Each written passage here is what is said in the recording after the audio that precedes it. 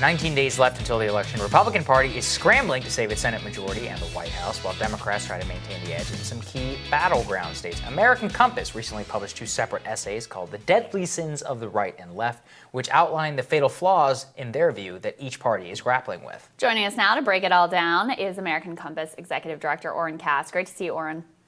Good to see you guys. Good to see you, Oren. So in your Deadly Sins of the Right, you start by saying, we have to ask a simple question. Why have more Americans said they are Democrats for nearly 90 straight years? So what is your answer to that?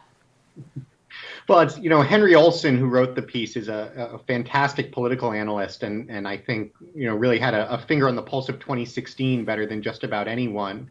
And the question that he led with is so fascinating because we don't talk about it, but when you look at the polling, Americans are more likely to say they're conservative than liberal, but that hasn't actually translated to Republican support necessarily.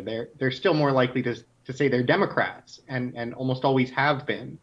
And what Henry points out is that when you look at how the Republican Party has tried to build a coalition of support on the right of center, one thing it's done is become much too committed to this market fundamentalism that just takes for granted that whatever the market generates is the best outcome.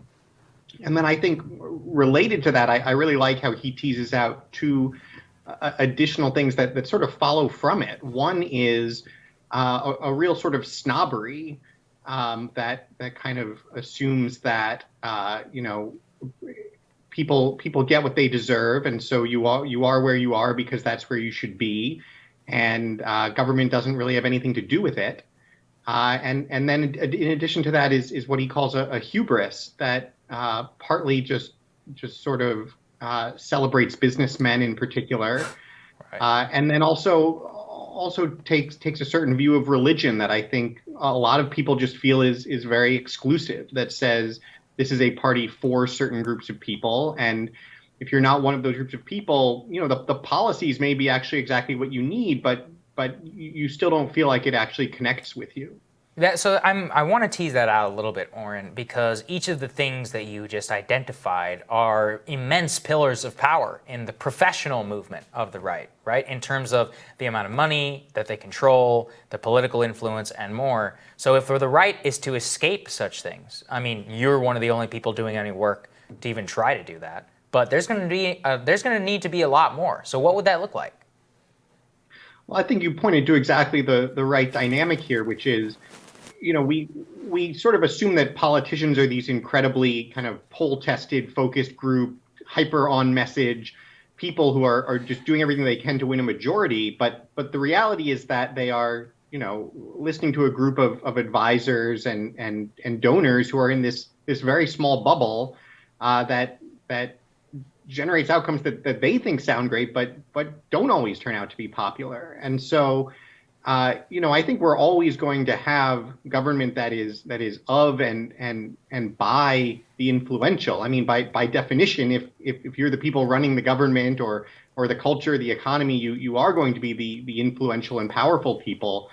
But for the democracy to have legitimacy, it still has to be for all the people. And so I think the real challenge is twofold. One is to actually even just persuade people that what we're doing right now isn't working very well. I think most people are actually well-meaning and believe or have convinced themselves that whatever the agenda that they like best actually is the right agenda. So it's important for them to understand that it's not.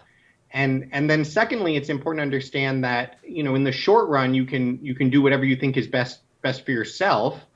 But that's not sustainable in the long run. And that I think so many of the challenges we're seeing in America and the direction the country is headed at the end of the day is a bad outcome for everyone and is going to be the biggest fall for those who are highest up. And so I think what we have to find a way to move forward on is some sort of sense of solidarity and recognition that at the end of the day, the outcomes are going to be better for everybody if our political class focuses its attention not on what they find most interesting, but on what your typical families across the country are most concerned about. Yeah. Solidarity, not a word that you hear very much on the right, which has gone very far in this direction of like individual personal responsibility, individual personal freedom, et cetera.